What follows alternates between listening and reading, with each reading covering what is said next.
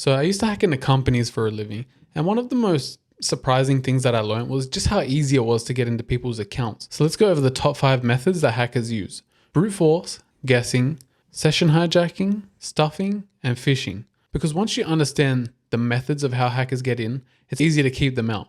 And so at the end, we'll go over tips for how to protect yourself against each type of attack. So first up, we have the brute force attack. And it's a surprisingly simple method, but it's extremely effective. So imagine we have some hacker and he wants to get into your account.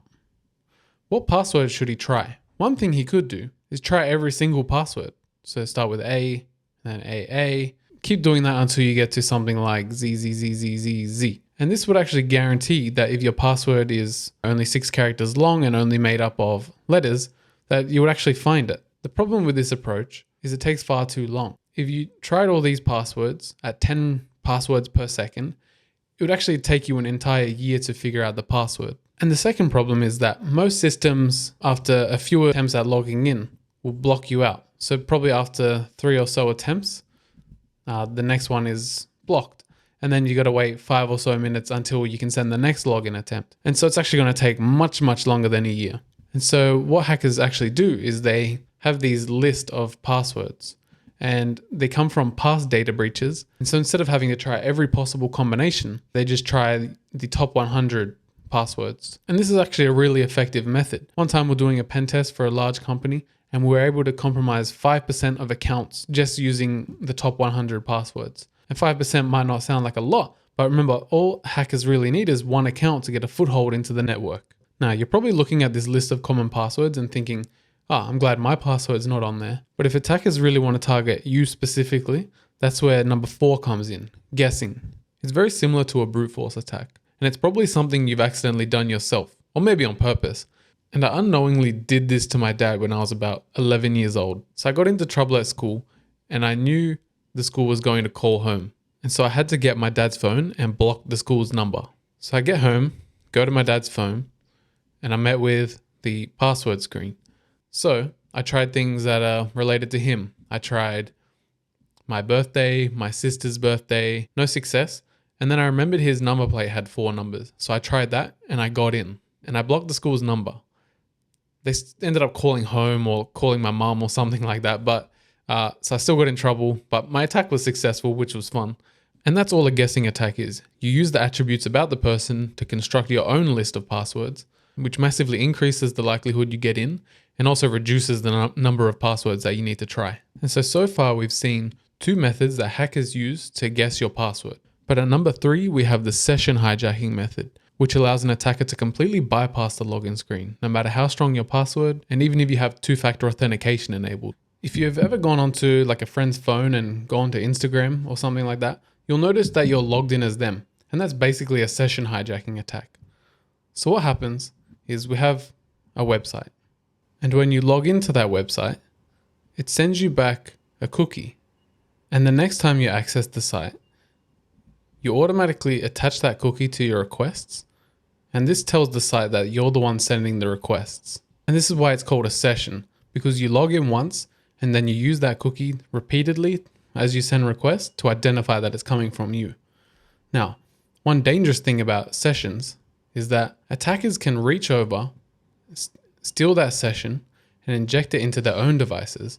And they can do this through malware or something similar.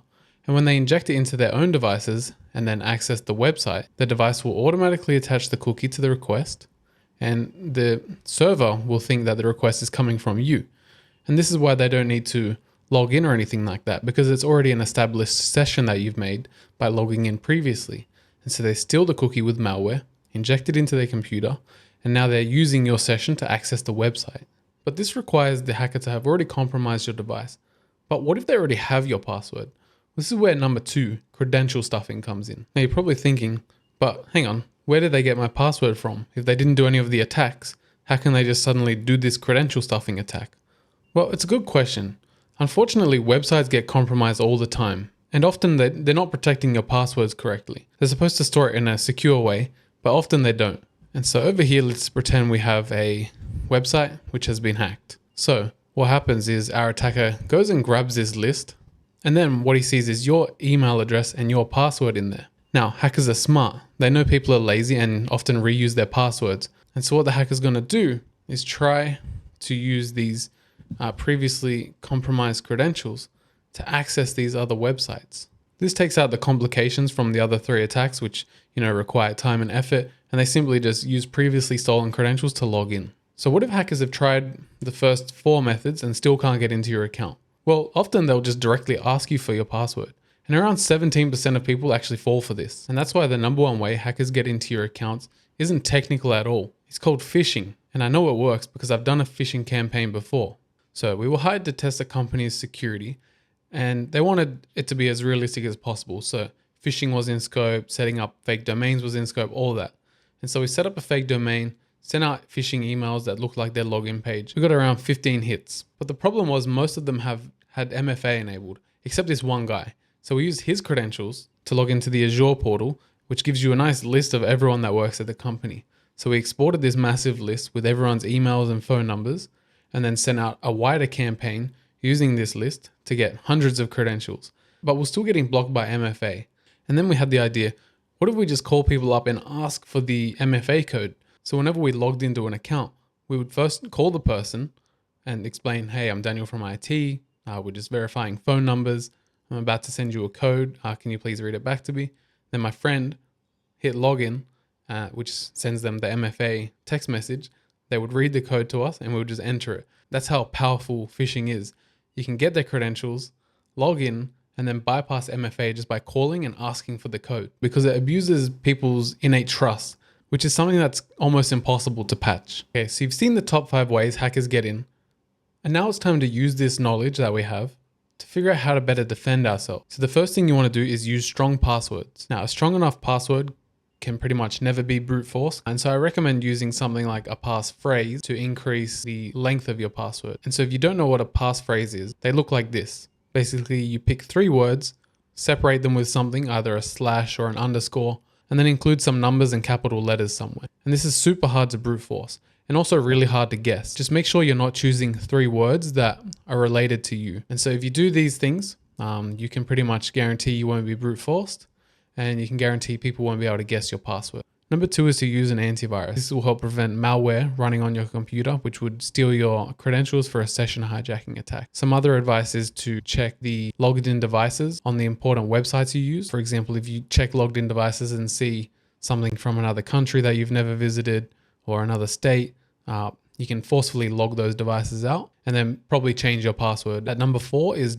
don't reuse passwords. Because if you do appear in a data breach and you reuse those passwords somewhere else, then attackers are going to do a stuffing attack and find out where those credentials were. And if you're not sure if you've been in a data breach, check the Have I Been Pwned website. On this website, you put in your email and it will let you know if it's appeared in a data breach. And if you have appeared in a data breach, make sure you try to figure out what password you used for that account and make sure you're not using it anywhere else. And at number 5, we have don't trust anything. If you get an email or a text message or a phone call, always be wary of who this might be and what they're trying to do. If you ever get into a situation where you suddenly feel pressured or like someone wants money, that's a good indicator that you're being phished, and you need to be really careful of how you move forward.